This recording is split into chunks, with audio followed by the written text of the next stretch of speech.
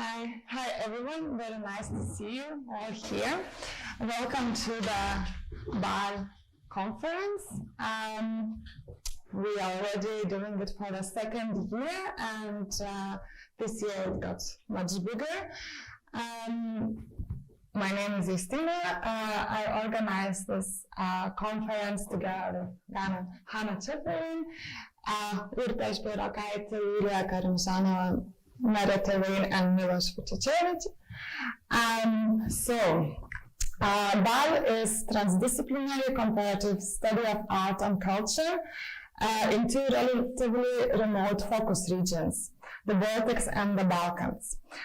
It is structured as a conference publication. So for the first time this year we have a publication which you can also have a look at, and Hana will talk about it in more detail later. BAL is part of Intruder's year program, and it is in collaboration with LT.art Vienna, supported by Vienna City, BMKÖS district, and Lithuanian Council for Culture. The aim of the BAL study 2023 is to address artists and academics of diverse disciplines and provide an accessible clarification of two European regions by examining the contemporary realities from queer feminist perspectives. Loosely bound by the historical experience of socialism and the aftermath of turbulent political transition, post-Yugoslav countries in the Balkans and the Baltic states, respectively, occupy northern and southern parts of Eastern Europe. The geographical position of the northern and southern peripheries of Eastern Europe is the main point of view of the BAL, which prioritizes the importance of the region's categorization as homogeneous form from the homogeneous global perspective. BAL is a study with the active interspace for the tensions of diversity, which opens cultures for mutation and transformation. The goal is to avoid examining the diverse cultures, thus art, in terms of difference, and so isolate and fix each culture's identity. In the words of Maria Hlavajova, the task would be then to find ways of overcoming the asymmetry residing in the chronic debris of post-Cold War divisions in Europe. This cannot happen by repressing the difference or by absorbing them into Western narrative, but rather by a constant dynamic remixing of changing aesthetics, cultural and political positions in Europe in self-influx. Researching the developments of art and culture in the Baltics and the Balkans, we aim not to subjugate the knowledge of the post-traumatic socialist regime states in both territories, but we aim to understand the network that led to their influence from the Western culture, the interactive dialogue and accelerated exchange of good practices, signifying thus the importance to understand the present by examining both the past and the future. Here, the past is woven into every pore of society and thus leads to important relationships with the environment and how we relate to it. Therefore, understanding our surroundings as a whole will reveal the main indications of the future that awaits us. Vienna finds itself in the center of both regions, the meeting point of the communities from the Balkans and Baltic countries. The communities are unequal in numbers and in affirmation. One is large, is closer geographically, is more diverse, often misunderstood, and bears many negative connotations. Another, very small, mostly invisible, unknown, and unexciting. The BAL is about how both can share their experience and find connections leading to the exchange and growth, and also about the access to the knowledge of others. Eastern European queer feminism is a term that cannot exist by itself. Feminism is still global, and Eastern European queer feminisms are double marginalized, rejected in their countries of origin and mirrored by the exclusion from the mainstream Western narratives. After the collapse of the political structures where equality was pretended and existed only in the narratives of propaganda, gender manifestations were hidden in complex concepts. Feminisms were underground and representations of sexuality were clandestine. The existence of such an official culture had to be raised together with the pre-existed system, as long as its lexicon, the genealogy of gender in other Europe, is disrupted.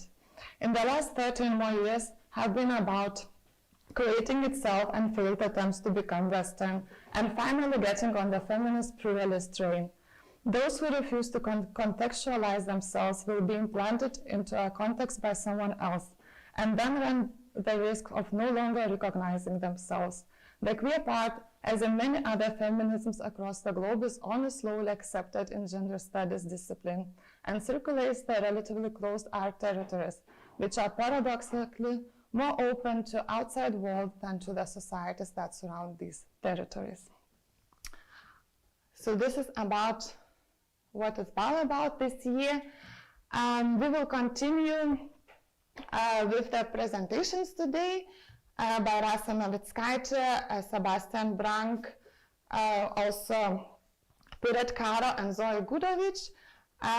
But before we start, I will give a word to Hana, who will talk about the BAL publication. Thank you.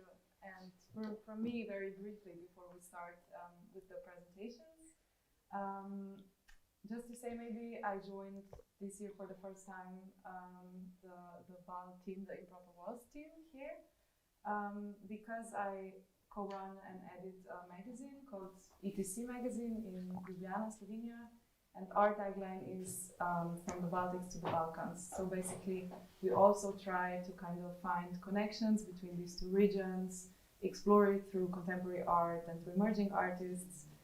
So it kind of made a lot of sense to connect also to this conference.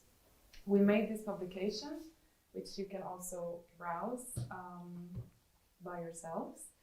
And we made it to kind of highlight the different aspects of the conference itself, and maybe to help the reader better understand what will be spoken about in this conference.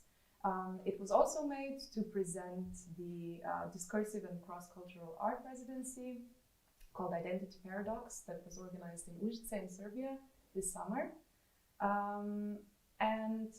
Both of these events, so the conference and the residency itself, have kind of trying to connect, establish a bridge between maybe the Balkan and the Baltic perspectives, not only on queer and feminist topics, but also topics of identity in general and more broadly.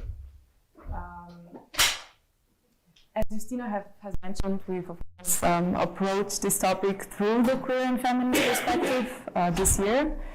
And we're very happy to be able to include some very, very interesting people and writings in the magazine or the publication, let's say. In it you can find 3 essays by Pilerin Jajk, Vladimir Bericic, who wrote under his alter ego, Markiza de Sada, and Piret Karo, who will be the last speaker of today. There are 4 interviews with artists Mario Zupano, Benga Wong, and Diana Tamane, and also with the curator Eglia Nicinskaite. We were also very happy to have been able to translate for the first time from Croatian to English short stories by Croatian writer Dino Pešut, who you may also know from his novel Daddy Issues, which was translated both into English and German already. So just, we hope really that this collection of different perspectives and different writings will help or offer additional insight into these connections, these bridges between the Baltics and the Balkans, looking at it, as Justina said, kind of through our similarities, not our differences. So we warmly invite you to browse it at your own pace, and it's also available for purchase in the back room. And I guess now, without further ado, we leave the space to our first speaker. Yes. And I will let you prepare. Yes, maybe I will also introduce shortly before our next speaker. We'll start with Rasa Navickaitė, and Rasa is Marie Skłodowska-Curie Action Postdoctoral Fellow at the research platform Transformations and Eastern Europe at the University of Vienna. Her current project, Mausolete, investigates the history of gender and sexuality in Soviet Lithuania with a particular focus on LGBTQ people. She's the author of the monograph Marija Gimbutės, Transnational Biography, Feminist Reception, and the Controversy of Goddess Archaeology. Navickaitė has published an academic Mother's Archive, Zeitschrift für Regional Geschichte, Lambda Nordica, I cannot, I think, pronounce it very good, Baltic words, and non-academic venues. Currently, she's working on the new book project, which would tell a story about the lives of LGBT peoples and the various forms of homophobia they encountered in the 20th century Lithuania. Yes, I will give the stage to Rasa. Yeah, I will go to. So first of all, thank you for inviting me here. I think it's great to share this research and artistic practices relating to queer movements and feminist movements in both of our regions. Let's start with Bal. Yeah, and I will actually be talking just about my research project. I'm not really researching queer activism at the moment or feminist movements. I'm going to be talking actually about history of homophobia and LGBTQ people in Lithuania from a historical perspective. So in Lithuania, I don't know how it is in other post-socialist countries, but in Lithuania we usually blame Soviet Union for homophobia. Like, it's such a cliche, kind of like homophobia is there because there was Soviet Union and that's it. It's like unquestioned assumption. So for me it was interesting, like, so how was it actually? What was this? How was it actually, you know, to be a gay or lesbian, queer or a trans person in the Soviet period? And I did my postdoctoral research project on that. I did oral history interviews, archival research, so I'm going to be trying to shortly present now in the next 20 minutes what I found in this presentation, Socialism with a Straight Face, and you can ask me later why do they call it like that.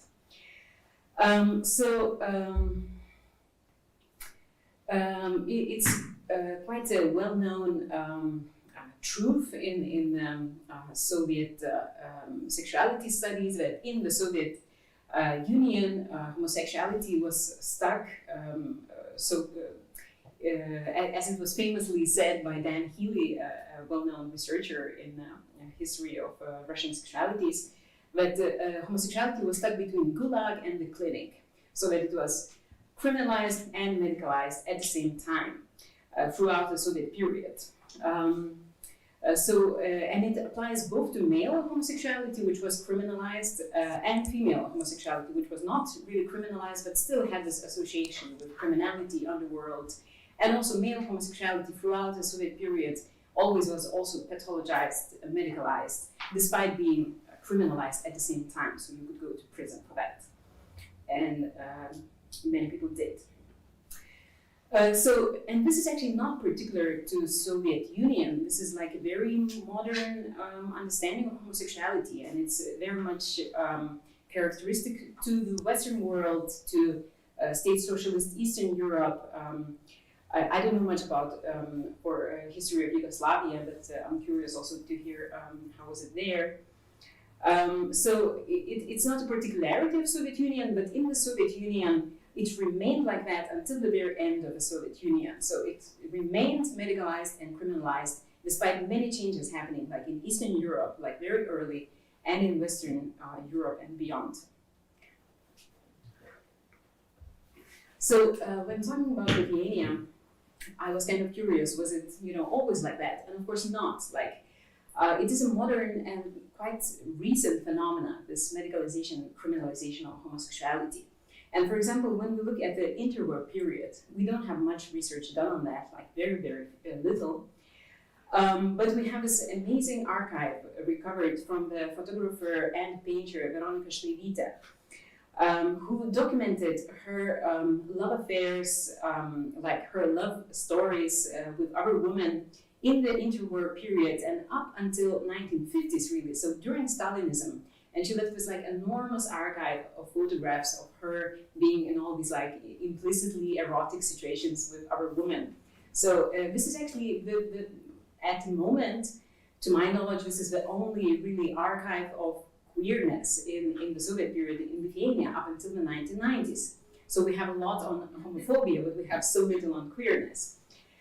And from Veronika Šleivytė's letters and just the way she made those photographs, the way she archived herself, it's clear that there was not so much like self-hatred or self-homophobia or self-pathologization happening. So there's this, we can draw this like presumption that probably, it was not that widespread to think about, same-sex attraction as some kind of pathology in the interwar period and even after. So from 1952, 1953, so this is still Stalinism, right, in post-war Lithuania, Šleivytė creates this amazing archive of her love story with Reda Kuzmaitė, and she leaves this book, photo diary called The Life Movie of Šleivytė, about like their love story and breakup story. And this is really a unique archival source. And then from the 1960s, everything sort of like disappears really, and we don't have any archival either visual or written materials that would talk to us about queer love, but we have a lot on homophobia. So because after the death of Stalin, with Khrushchev coming to power and the famous thaw and like liberalization happening in the Soviet Union also started a policy of sort of implementing more soft control in society, right? So there was less explicit political brutal oppression, and there was more control of everyday matters of people. So the state tried to really get into the bed with people, right? And control what people were thinking, what they were doing in their private lives, to control sexuality as well. So then you have, in the 60s, for the first time appearing even in popular youth magazines, communist youth magazines, like Jaunimo Gretos. There were two articles that appeared in 1967, written by famous, well-known psychiatrists and psychotherapists that talked about homosexuality, and for the first time really introducing to the masses this notion that homosexuality is a psychiatric disease, that it's some sort of disorder, or like a symptom of a bigger psychiatric disorder. So for example, Alexandras Alekseičikas, and I had the opportunity actually to take an interview with him quite recently. He's actually still a practicing psychiatrist and psychotherapist, and he told me that he has treated hundreds of gays and lesbians in the Soviet period, and he still would do that if people would come to him. So in 1967, he wrote this article called The Psychology of Love, and in there he mentioned, and it's like the only really mention from the Soviet sources of this treatment of homosexuality. So he said, not so long ago I was treating a 26-year-old patient who grew up in a boarding house only among other teenage boys. As he had no contact with girls and no communication with them as a child or later, he therefore had no attraction to them. However, he was very bothered and tortured by the symptoms of attraction to men. It was very hard to treat him. So in this article and in other sources, there was this assumption about homosexuality as like developmental disorder, as something that might happen to you if you are not properly socialized, if there are bad social circumstances, or like if you lack, for example, willpower and you're a weak personality, you might be sort of seduced into homosexuality, and it will be very difficult to treat you afterwards. And this idea was really propagated by many other sexual education materials. And there were, of course, more and more publications coming out in the Soviet Union, including Soviet Lithuania, from the 60s until the 80s, until the end of the Soviet Union. And there was often mentioning of homosexuality in this kind of, sort of like, be careful, like, watch out, you know, maybe do not masturbate because you might, become over-sexualized, and you might develop this risk of developing homosexuality. But what is also interesting, that homosexuality was also seen as something that's like a threat from the outside.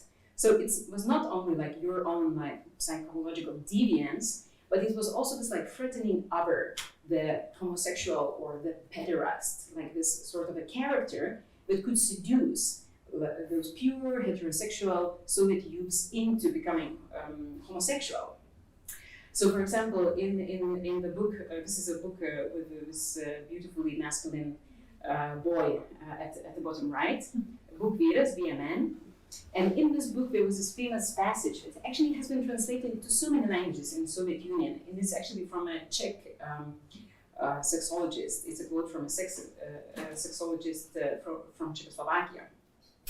So this passage says, after warning about the dangers of early masturbation for boys, the book says, after getting used to satisfy their desires, boys sometimes allow others to touch their genitals. They're taught this by other older, indecent men, perverts called homosexuals.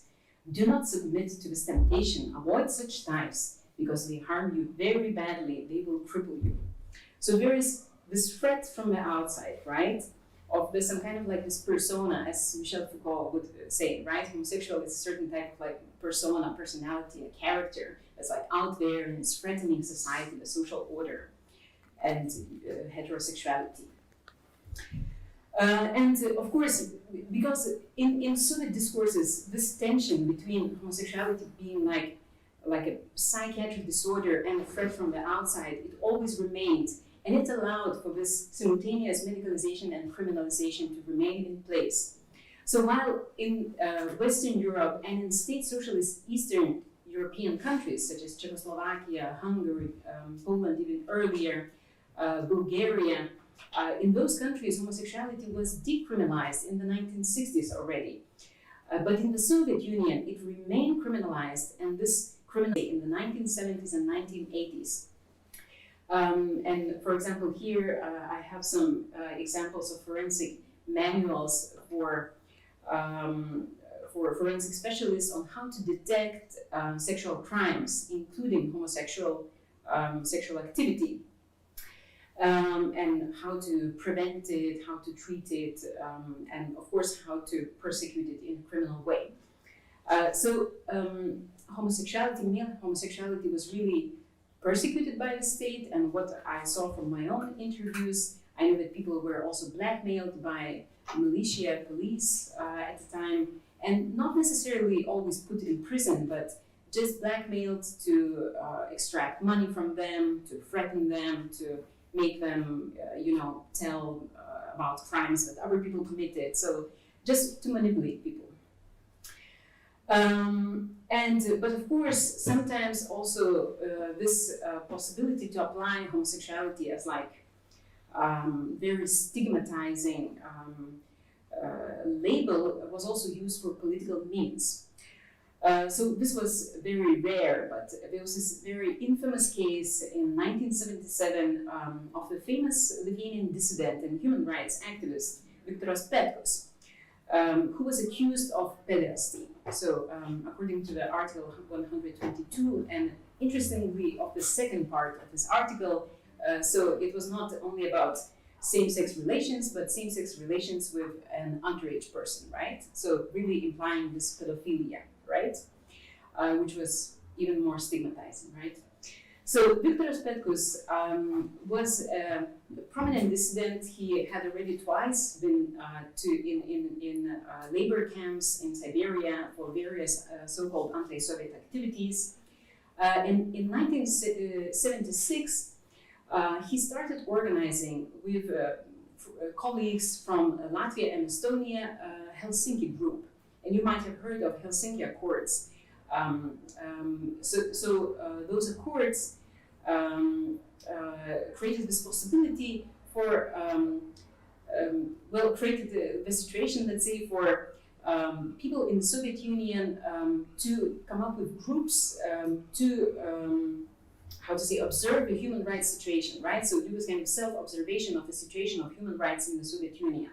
And the Soviet Union signed those accords, right? So according to Viktoras Petkus and people like him, they were just like following the Soviet Union's legal framework, and they wanted to create those groups to, you know, see what human rights problems there are in the country, raise awareness, and so on. But of course, this was seen immediately as a dissident activity, as an anti-Soviet activity, and the state started creating a criminal case against him. So there was this like massive case created for, you know, basically ruining the reputation of the Soviet Union and so on, doing this like anti-state activities. And interestingly, the KGB decided to also include a part in the case where they would accuse Viktoras Petkus of being a homosexual and essentially a pedophile, right? So they invited victims, like, or probably created victims who would talk about Viktoras Petkus, like, you know, seducing them, like they were 17 at the time, and that he would take them to a restaurant and buy them drinks and candy. And this is actually really how homosexuality was described in all those sexual education, also books that I showed you before. And of course, this is all like part of this slander campaign to try to somehow, destroy the reputation of this very prominent person. And almost at the same time, in the Russian Soviet Republic, there was almost identical case happening at the time. So we really have also this like proof of homophobia used as really a political tool of oppression in the Soviet Union.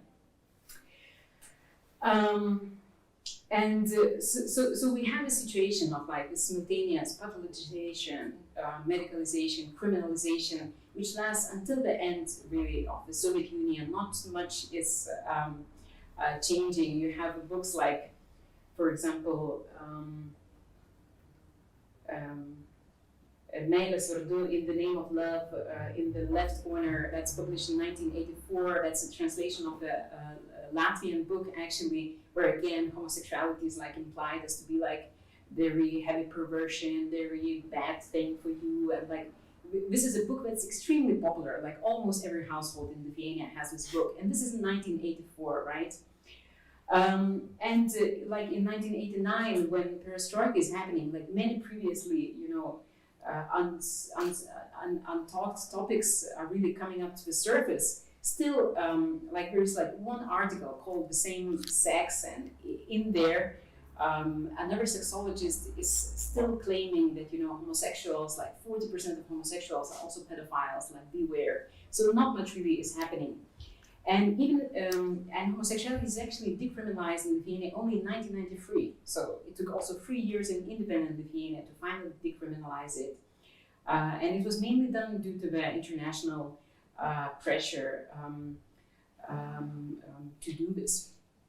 But of course, like the independence, the perestroika, and the regaining of the Lithuanian national independence also creates this possibility for many, you know, new discourses, like this really a sense of freedom and the possibility to do what you want to do, like everything is possible in the early 90s. And like you see here, this photo from actually a well-known and now reclaimed by the queer community gay photographer, Urtė. He made this male nude in one of the most iconic nationalist events in the Baltic countries, the Baltic Road. You probably know this, like a massive protest demonstration where people held hands from Tallinn to Riga to Vilnius. And he takes this nude, like, as a part of a series where he's photographing this very important event. So it's really like, of course, it's a breath of fresh air, and lots of, you know, new organizations are starting. A lot is happening, and yet at the same time, we really cannot say that like 1990s brought some kind of immediate liberation to LGBT people at all, because like when the Soviet structures that I think really created this way of thinking about homosexuality as like a pathology, a criminal activity, it really remained ingrained quite deeply in people's minds. And on top of that, we also have then very strongly nationalist discourses and very strongly Catholic discourses dictated by the Catholic Church that become especially very important in the 1990s and 2000s and up until today, that really don't allow for much of a legal change or political change in the sphere of LGBT rights. And for example, I have here a book called Psychiatry, just like a psychiatric textbook, published in 1997, that still repeats exactly the same notion of homosexuality as a pathology, despite its, being depathologized in the United States in 1973, being depathologized by the World Health Organization in 1990. In 1997, still the same basically discourse from Soviet times is again repeated in psychiatric books. And not to say about actively homophobic publications and actively homophobic activists that come out in the 90s and 2000s. So there is a book, Sodoma and Gomorrah, and interestingly, one of the authors of this book, this is a very weird book. It's this, really a book made with lots of fantasy about this underworld and the conspiracy theory of how homosexuals want to rule the world. And one of the authors of this book is actually also the author of this book, Sexual Deviances, Lytiniai iškrypimai, Sexology Zenonas Buslius. So he wrote about homosexuality as a pathology in 1973, and he again wrote in 2007 about homosexuality as a pathology. And so there was not much of that immediate change really happening. But just to sum up, I don't have time to go into the more positive changes that happened after the 1990s, but and I think maybe other people you could talk better about that. But of course, I think things are only getting better because people are not afraid to speak up anymore in Lithuania. So hopefully things will change sooner or later. Thank you for your attention. Now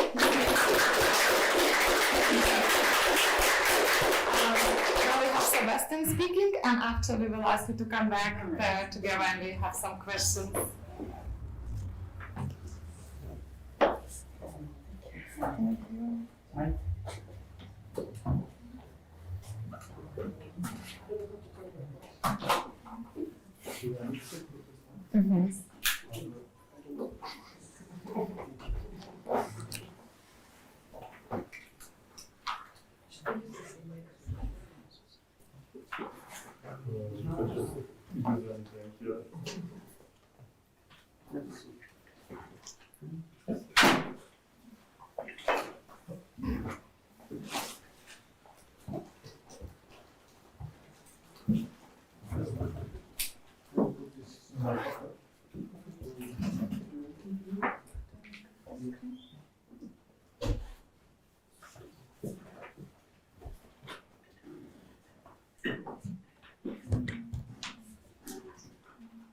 You're trying to...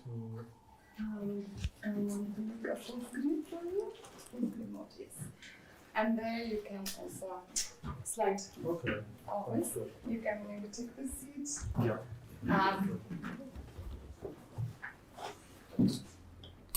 I would like shortly introduce you. We have a very short intro text about Sebastjan Brank. Welcome here. He's a writer based in Berlin, Germany. His writing was published in Flash Art, Spike Art magazine, and Third Tech Journal. I'm Slovenia, yeah. You can tell also more about yourself if you prefer. No, that's okay. Thank you. So my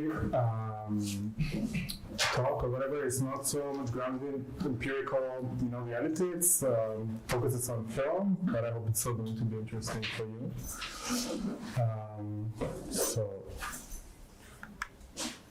So in the essay towards a horizontal history of European avant-garde, Polish art historian Piotr Piotrowski critiques a certain kind of art historical narrative which he calls vertical. So it would be something along the lines of there is a center, and then from this Western center we kind of like export different paradigms of modern art to from various centers such as Berlin, New York, Vienna, etc.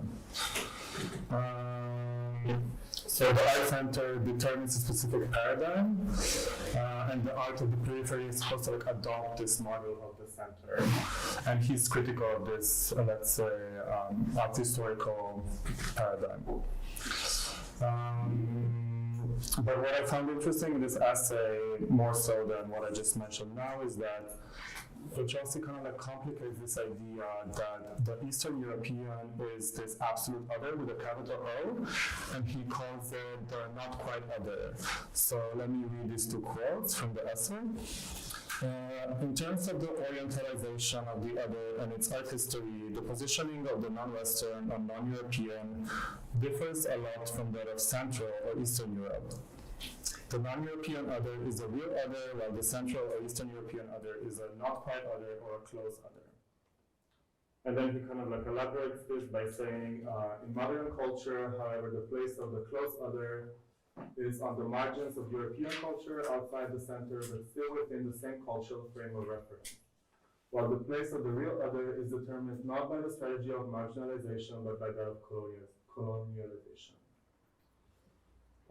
So now I'm going to make a bit of an abrupt shift because I want to like focus less on art history and more on film, on cinema, and I want to talk about a specific subgenre of horror film, which is a home invasion film. First, I'm going to briefly just mention two Western examples of home invasion film that I'm going to read two other films that include this figure of the Eastern European intruder. So let's say the homes are supposed to be this like safe havens, like a respite from the constant threat from the external chaos. But there's many examples in the history of cinema that tell us otherwise. So cinema has repeatedly proven useful in articulating the defilements of bourgeois domesticity. And I think, the genre of home invasion movie is specifically kind of helpful in, let's say, formalizing the dynamics of the intrusion, because it boils them down to like a very essential structure. So it's usually these films take place in like one space. They are very kind of like they have a very minimal plot. So that's why I find them interesting because they are really reduce the plot to the very minimum. So if we make the claim, as the home invasion films do, that every interior is intrinsically bound up with its own violation, we can read such films as a cinematic depiction of the already intruded upon space and various resistances that are coextensive with the breach of supposed autonomy. To put this in more simple terms, according to home invasion films, homes are never safe, they're always prone to external intrusion. And I was reminded of what the previous speaker was talking about, in which homosexuality being like a threat from the outside, but maybe we can talk about this later. So, usually this figure of the invader is like kind of like a blank slate on which we project our fantasies, and it can take on various anxieties about sexuality, gender, class, and race, and how supposedly corrupting these qualities are. So traditionally, home invasion films depict the victims as embodiment of uncorrupted purity. They're ordinary people living simple lives. They are then somehow caught in these extraordinary circumstances. They are very terrifying. So usually these films try to maintain like a very clear-cut separation between what is being intruded upon and the intruders. So the anxiety and tension arise from the preservation of this dichotomy between the inside and the outside. So the autonomous home must be safeguarded, and the intruder is portrayed as an entity originated exclusively from the outside world. So this is all interesting, but what I find more interesting is maybe that this intrusion of the external other oftentimes produces, not just produces, but like catalyzes the underside of the inhabitants of the home which is being intruded upon. So the victims in these films often end up committing excessive violence towards their tormentors, such as in this first film, which is kind of a blueprint for this genre, Wes Craven's Last House on the Left, in which the middle-class parents of the murdered and tortured daughter launch an outrageously violent vendetta against the perpetrators. So it kind of becomes clear that the violence doesn't just come from the outside. It's not some sort of addendum to some purity. It is something shared by the invaders and the victims. Even of course, you know, the violence is differently distributed and also like justified to different degrees. So there's this quote by film theorist Rasa Navickaitė. While the symbolism of the white family home signals the supposed wholesomeness and civility of the white middle classes, home invasion narratives draw out the repressed violence that has underpinned white affluence. So we could say that violence in these films becomes almost like a constitutive part that was like, if we talk about it psychoanalytically, violence that was repressed and kind of like starts, coming to the surface. So yeah, in this film, the violence that is committed by the family that is supposed to exist peacefully in a house is surprising. Sometimes because it's so excessive, it's surprising to the audience, and it's also surprising to the characters themselves. So this liberal idea that we can make a distinction between a functional, instrumental, and justified violence, and it's like sadistic surplus or underside is completely kind of annihilated in this film because we cannot make this distinction anymore. So again, violence becomes this like common denominator between two different camps.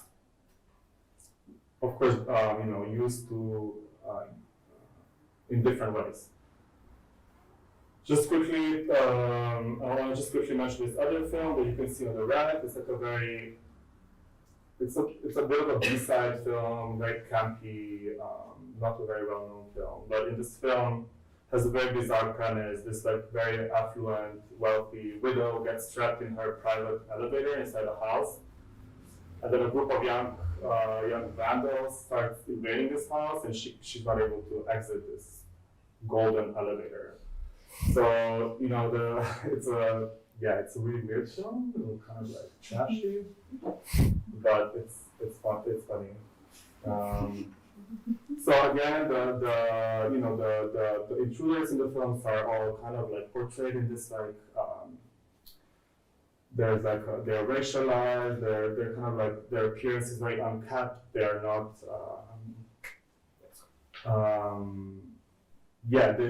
They're supposed to look evil, right? So, of course, this kind of thematically corresponds to the moral panics of the 60s, the increasing atomization of the individual, the emphasis on competition, and the dissolution of community through urbanization, and also this like pursuit of upward mobility,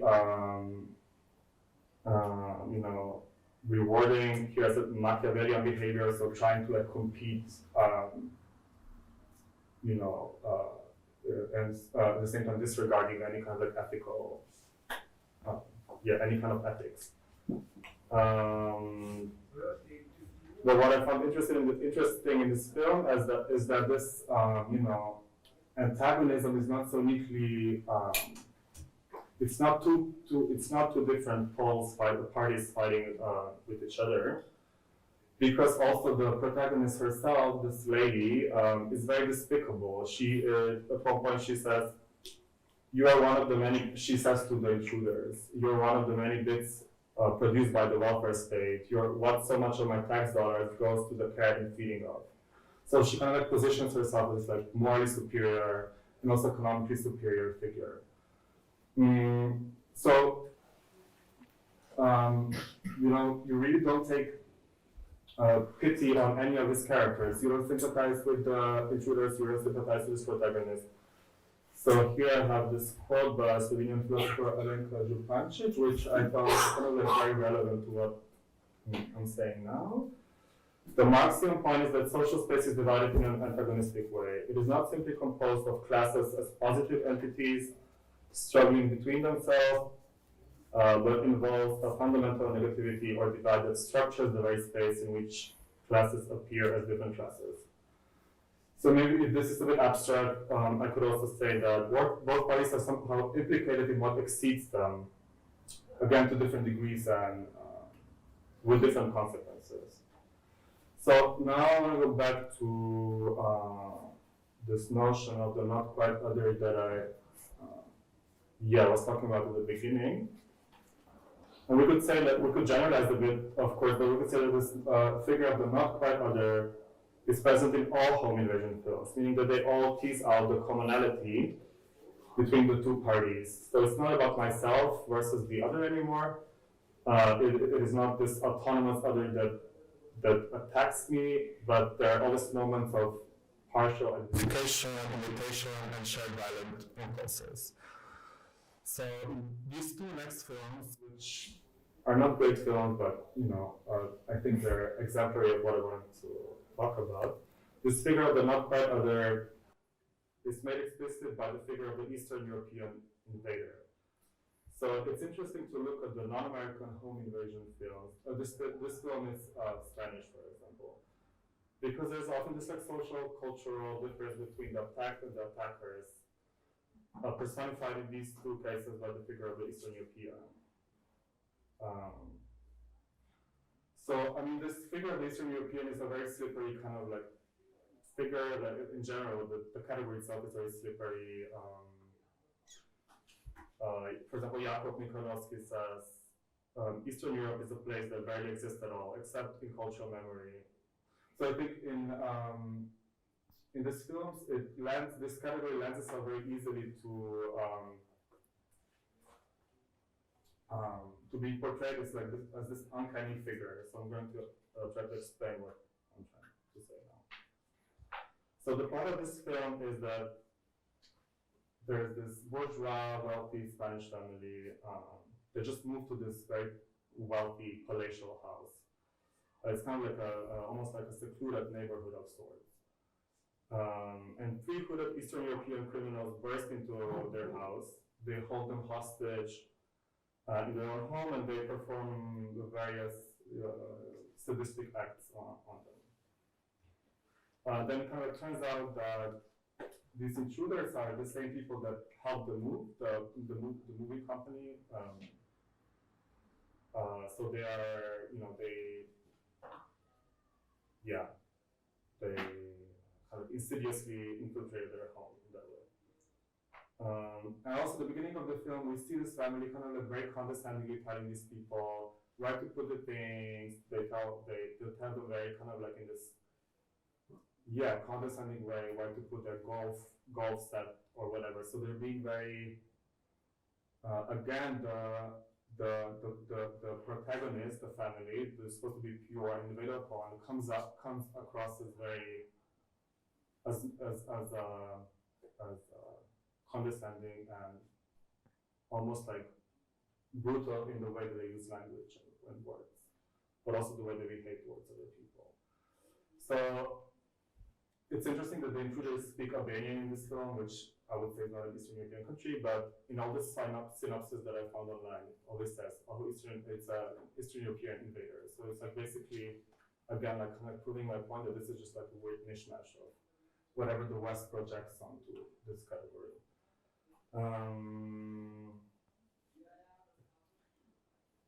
In the film, the intruders also speak Spanish, the language of the family they are violating, and sometimes they address the family members in Albanian without them understanding.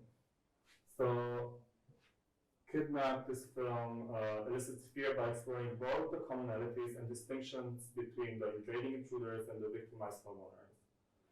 So it kind of forces us to question this boundary between self and other, and kind of challenges preconceived notions of this us versus them dichotomy.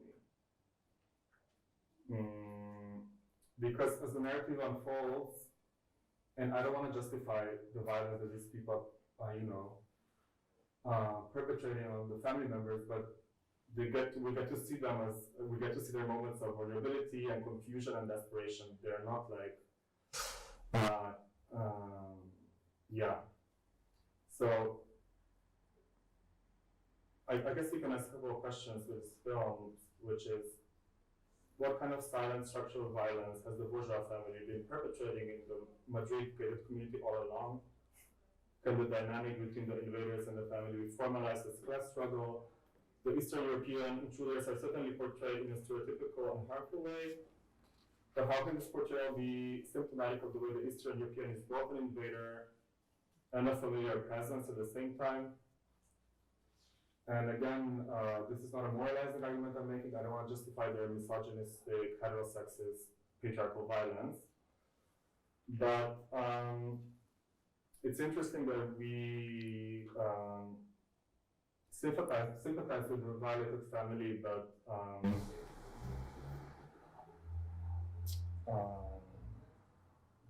it's impossible also to make this like appeal to humanity on both sides.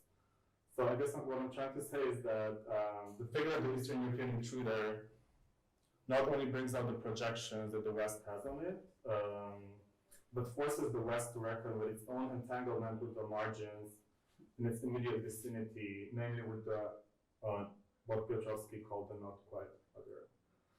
So we have this next film now. This is a Romanian film from 2006, set in Snage, a municipality 40 kilometers north of Bucharest. It focuses on just two characters, but like a pair of young lovers. They are French, and they moved to Bucharest she's a teacher of French. So although the film is set in Romania, and I guess them being French and speaking French in the context of Romania is supposedly kind of like, it's supposed to make them come across as more like pristine or pure or whatever, because I think French is, ranks higher on this hierarchy, linguistic hierarchy, the Western linguistic hierarchy.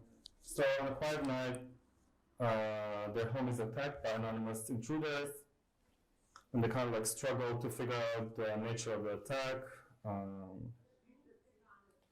Clementine, this protagonist, she receives a weird phone call. I mean, the stories in these films are always like very banal, so it's not so. They're always the same. They try to fight back, and the identity of these intruders is kept secret until the very last act, when we realize that these are adolescents, teenagers. They're between 10 and 15 years old, so they could be the same age as students that Clementine is teaching. So these kids become the source of terror in a way. So, the film is about how, the film obviously dabbles in like very problematic stereotypes. The attackers are Romanian, that's it's like a crucial point that I forgot to mention. So they're like savage killers targeting the French couple. So also, this stereotypical portrayal of Eastern Europeans, it's not intentional maybe it is, but it's not really relevant for the reading of the film, I felt. So even a film set in Romania cannot handle portraying Romanians as like non-invasive people. So we can make this maybe trivial or observation that the other in the film is not the real other, because they are the inhabitants of their own country. They're transgressive by default.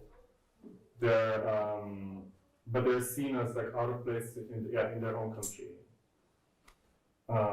So the perpetrators of violence are other in a way that makes them less of a completely distant violent invader.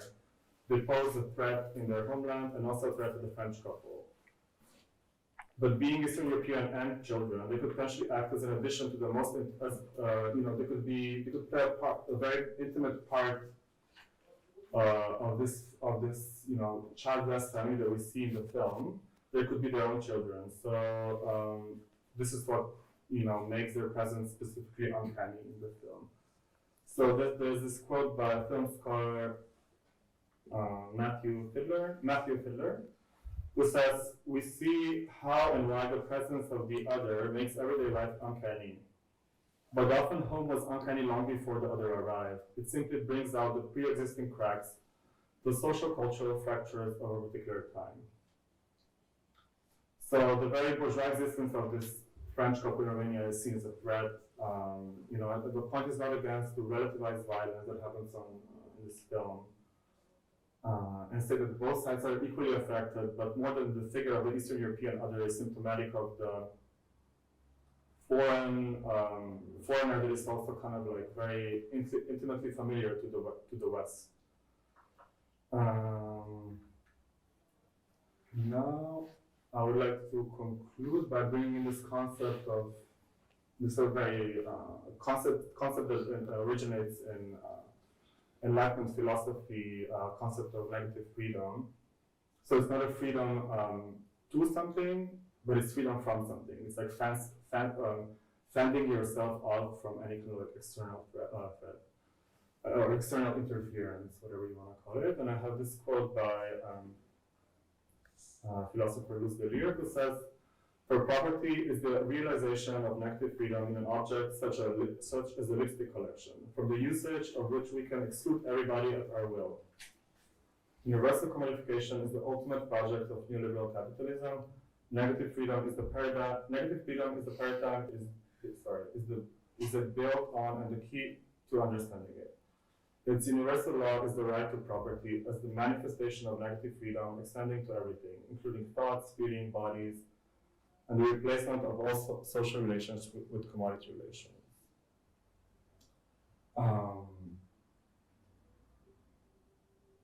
So it's basically saying that I am my own autonomous individual, and I can exclude everything that might inconvenience me at my own will.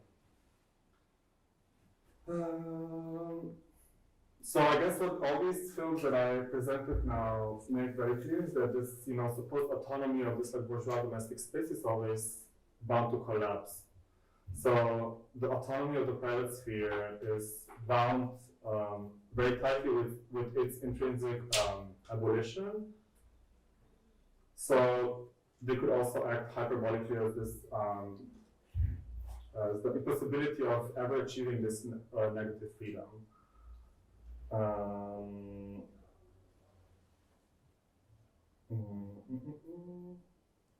So the two last films that I talked about could be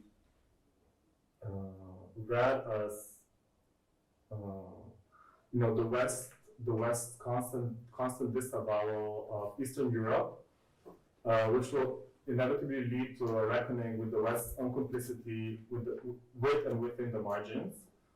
So the West is not some sort of monolithic and like homogeneous entity, but it always needs this, close other to produce and reproduce itself as like to delimit its own borders. So its own borders are based on the not quite other. The fragile borders of the West must constantly prove that it is different from the East, but it's always failing to do so.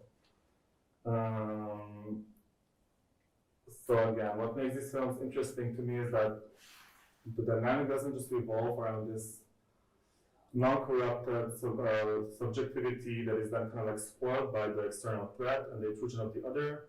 They make a more interesting claim. I think this is my last slide. Yeah. The element that violates the inhabitants of a home is the same, kind of like at the same time connects them to the attacker.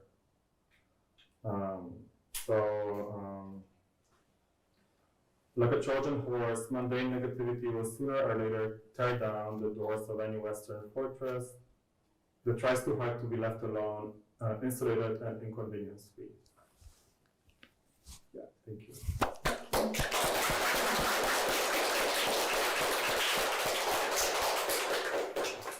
So we would like to continue inviting Rasa to come back to the table, and then we will have a few questions from us, but also our audience welcome to ask To join in. to join in. Yeah. Exactly.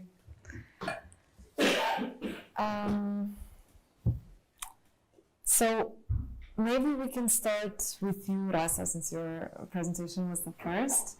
And I kind of wanted to, I know you said that you don't have time to connect more to the present issue of homosexuality in Lithuania, for example, but would you say that, I mean, the thing connecting the Baltics and Balkan countries, unfortunately, is also that these kind of right-wing governments are on the rise again, or at least threatening to rise. So how would you describe the situation today, given that only in the 90s, as you've mentioned, it became more mainstream to argue for LGBTQ rights? Yeah, so I mean, I cannot really do like comparison with history of Yugoslavia because I mean, I really don't know much, but maybe like I see Zoe, right? So like you will give a presentation later, and maybe we can find some like points of discussion. But I mean, yeah, for me it's like important to find out what's like specific about the Soviet and post-Soviet situation, and I think it's really like, unfortunately, we cannot find that much inspirational examples of like resistance or organizing or community building in the Soviet period. Like, I think people were pretty much atomized and really, couldn't form or any communities or resist the state oppression. And I think it's really, quite exceptional situation. And only in 1993 we have the first LGBT organization really formed in Lithuania, for example. So, I mean, for me, it's really important to see like what we really took from the Soviet period in terms of like frames of thinking, you know, about homosexuality, what remained there. And I see lots of parallels, unfortunately, with the Soviet ways of thinking, policing, controlling people's sexuality, and what is happening today in Putin's Russia. I think it's really just the same way of instrumentalizing homophobia as a political tool. And unfortunately, like Lithuania has like copy-pasted, for example, in 2012, the Russian law on the so-called propaganda, the protection of children from negative information law, which was essentially this like anti-LGBT information law. So things like that are really like threatening for me, also like scary for me to think of, because like it's obviously like LGBT struggle in the Western world is very much related to left-wing struggles, right? And like unfortunately in like the Baltic states we have a situation where, you know, for us the left-wing politics are actually, you know, tainted by this history of half a century of Soviet oppression. So sorry, I've been talking already probably for too long, but I think this could be very interesting, like parallel, but also difference to think about here, because definitely socialism was different in Yugoslavia. So, and probably that also had different implications for LGBT movement in the 90s and afterwards. Mm-hmm.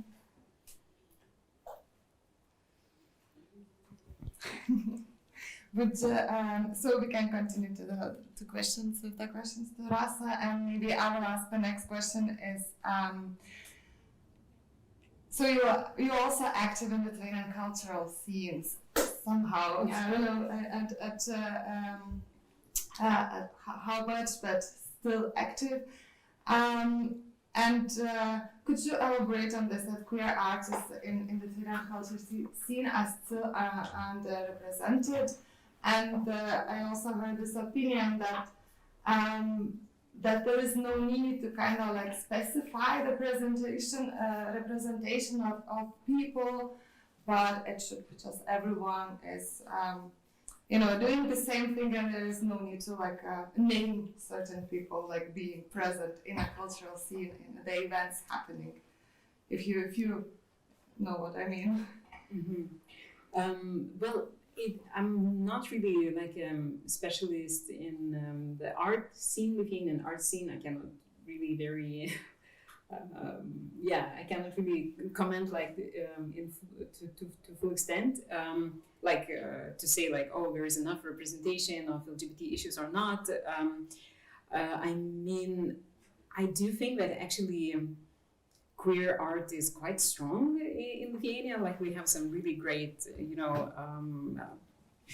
photographers, like performance artists, DJs, like actually Edvinas, who will be one of the drag queens tonight, probably could tell you much more about it, as he's one of a center of the queer scene in Kaunas, for example. So I think there's a lot happening. It's difficult to say if that's like there's enough or not enough representation. I think there's still a lot of like people are still quite uncomfortable with coming out. Even people who are sort of like assumed or known by everyone to be queer people who stand for queer issues, it's not so self-evident that you will be out there with I'm a lesbian or I'm gay. Like it's still that is still an issue.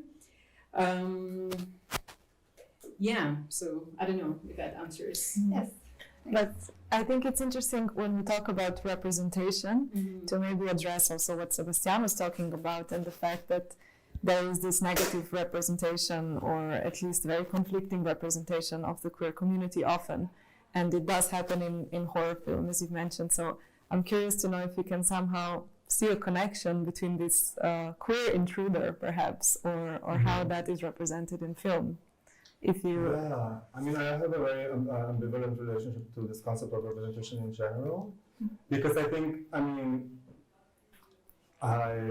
maybe this is a very controversial opinion, but I like films that include like gay villains and like, morally corrupted queers. I think it's something that we should kind of like accommodate for when it comes to art. I'm not saying that, So I don't think we should, this is my opinion, I think we should strive for making this queer subjectivity in film a bit more, and I've seen this happening in the past couple of years, a bit more open and elastic, rather than portraying all queer people as kind of like idealized subjects that you need to abide by respectability politics. I think we should accommodate for evil gays in film. Yes. Yeah. Can I actually also comment on what you said? Because again, talking about Edvinas, who will be as Queerel this evening, one of the performance, he's one of the organizers of the party called We Are Propaganda in Lithuania, and I think it's one of those great examples, or maybe a unique example in Lithuania, of turning this queer move of turning the sort of the values around. So I think in Lithuanian LGBT activism, for a long time, the main message was we are normal, we are just like you. And actually, I think in 2016, LGBT Pride, the message was we are people, not propaganda, was the slogan of the Pride. And afterwards, this queer group of people came up with the idea to do a party called We Are Propaganda, because it's why do you want us, to just be a normal and not a propaganda? Actually, we are not as wonderful. We are disrupting social norms, so why not to put it openly? Mm-hmm. And would you say that is reflected also in contemporary art? I know you're familiar with the art scene and maybe visual arts, performance arts. Do you feel that this kind of relativization of the queer culture is often seen also in that field, or is it still sticking mostly to film in representation? You mean the representation of queerness? Yeah, that kind of representation, on the one hand as a kind of toxic representation, on the other as this very polished. I didn't want to say that we should exclusively portray villainous queers on film or screen, but I wanted to say that we should, there should be, because I feel like vilifying / marginalizing certain kind of minority can be done both by idealizing them, but also by vilifying. So these are the two sides of the same coin. So I was just saying that I would like art in general, or aesthetics, to be more open and capacious when it comes to, because like queers are not either good or bad. They're just they can be both of these things at the same time. So I was just saying for maybe having more of that, I don't want to say balance, but like, a bit of more ambiguity when it comes to, queer expression. But I don't know, when it comes to contemporary art, I feel like, maybe this is a bit nihilistic, but this category has been so, because I live in Berlin, it's been so commodified to this crazy degree, so it's, just labeling something queer kind of like adds value to a specific work, and it's like, why? I think it's a complicated discussion. I think there should be people definitely calling their art or themselves queer, but the way this is being instrumentalized now, I feel like it's a bit of a, I have conflicting thoughts about that. Is there a comparison that you can draw maybe to the Baltic states, or it's totally fine if not? I'm just curious. Yeah, I'm not sure if I can comment about the art world. Not really my. Would anyone have a question here in our audience? Yes? Come to you with my tiny microphone. So I just want to say thank you both for presenting your thoughts. And my question is for Rasa. So thank you for sharing the, to me, unknown history of queerness in Lithuania, right? Yeah. So I was just intrigued by the stuff that you have said. There is this international decade of feminism in United Nations conferences. You are familiar with that, Mexico, Copenhagen, and Nairobi. And Soviet feminists, women, were kind of winning these conferences. At least it's looked that way historically. And one of the things that was super powerful is visibility of women in powerful positions inside of Soviet Union comparing to America and their visibility there. So it's very interesting thinking about the 70s and 80s and visibility of Soviet activists, even though they are probably weaponized as political weapon in this situation in United Nations. But still, my question is like, isn't it like paradox when you think about that and visibility and also this presentation of women as very powerful part of our society, at the same way decriminalization of this, what you were talking, was reversed. America was the one doing it before Soviet Union. How these two roads, in your opinion, separate this feminism and queer position of people in Soviet Union? Yeah, that's a very interesting question, because I guess like also this conference and in our minds, I think like feminism and queer issues are so interconnected. Like, you're a feminist, of course, you're pro-LGBT and so on, but it's not necessarily like women's rights didn't necessarily have to do much with LGBT rights for the longest time.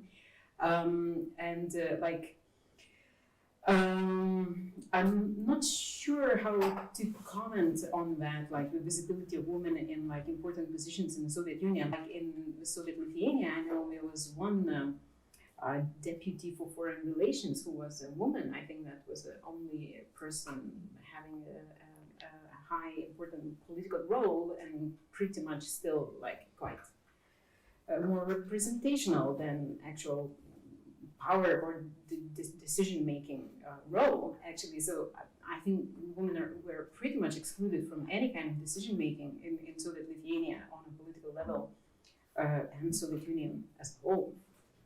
So, I mean, but of course, like, the Soviet ideology, of course, absolutely prided itself on achieving the equality between men and women. So,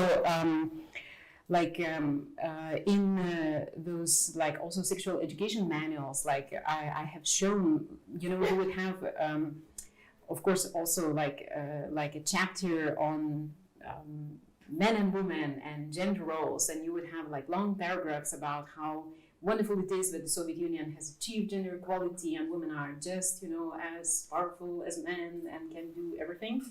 And then you would actually have another paragraph that would say, but we all know that men, are more like,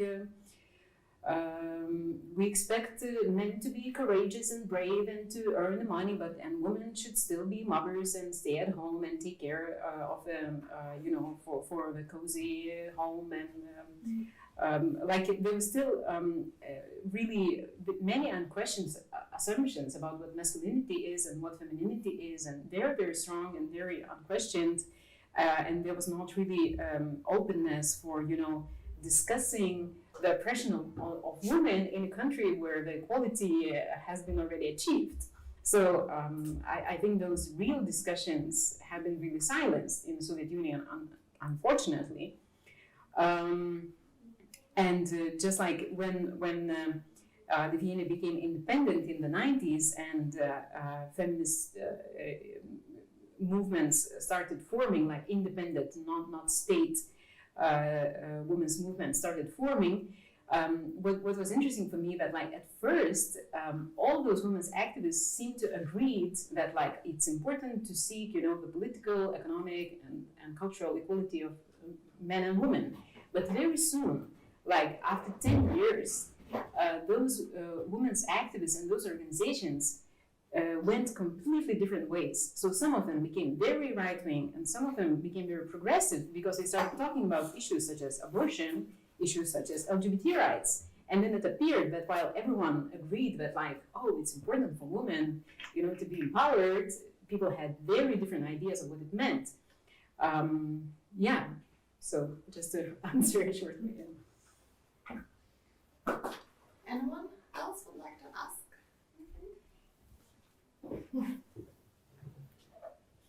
Thank you. I have a question to Sebastjan. In the films that you researched, did you find any portrayal of the Eastern European intruder that you wouldn't have expected to find? That's a good question. I think that, as I said before, these films are so, they're really kind of like boiled down to like the bare essentials, the very elemental structure, which is like, I was arguing against this, but they're supposed to be like me versus the other. I was trying to complicate this, reading, but these intruders are always very anonymous. They're deprived of any kind of like complexity. So I think it would be difficult to say that. They in this last movie that I showed, or not the last one, the one called Kidnapped, I said that the intruders they show various signs of vulnerability and confusion themselves. So maybe they're not that anonymous all the time, but maybe this was a surprising thing that they were not. Maybe in that film that I showed that they were also like trying to portray them as a bit. And again, this is a very tricky kind of slippery terrain because I don't want to humanize these people because they commit terrible acts on the screen. So I don't want to be like, oh, they're showing vulnerability, therefore they're nice people, because they're not. It was interesting for me to, this I guess ties to what I was saying before in relation to queerness, which is a different issue, but to enable this intruder to also have a subjectivity on their own, even despite the fact that they're very brutal and villainous. And again, it's a slippery terrain because you don't want to, endorse this behavior, but if it makes sense. So that was surprising that there was a degree of enabling subjectivity. Yes, exactly, yes. Okay, thank you very much. That was the first part of today. We will come back at 3 with 2 other presentations. I will have a presentation by Julijus and period karo, and thank you very much, Rasa Navickaitė and Sebastjan Brank. Let's have a break now.